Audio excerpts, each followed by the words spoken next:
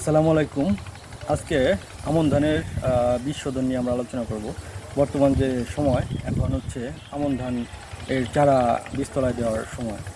চারা বীজতলায় দেওয়ার আগে কিছু কাজ করলে আমন ধানের রোগবালাইয়ের আক্রমণ কম হয়। যেমন এর মেন রোগবালাইয়ের দমনের হাত থেকে রক্ষা করতে গেলে প্রথমে আমাদের এই আমন ধানের বীজটাকে বীজতলায় দেওয়ার আগে শোধন করে নিতে হবে। বীজ শোধন যেটাকে বলে, বীজ শোধনের আগে এই বাজার থেকে যে বীজের প্যাকেটটা নিয়ে আসবো আমরা, সেটা আধা ঘন্টা বা 1 ঘন্টার মতো রোদ্রে দিয়ে বীজের সুপ্ত অবস্থা ভেঙে নিতে হবে। পরবর্তী সময়ে বীজটা ঠান্ডা করে 10 লিটার পানিতে 370 বা 75 গ্রাম ইউরিয়া মিশ্রিত পানির মধ্যে বীজটা যদি আমরা ভিজাই, নাড়াচাড়া করি, তাহলে যে অপরিপুষ্ট বা চিটা বীজ আছে এগুলো উপরে ভেসে উঠবে।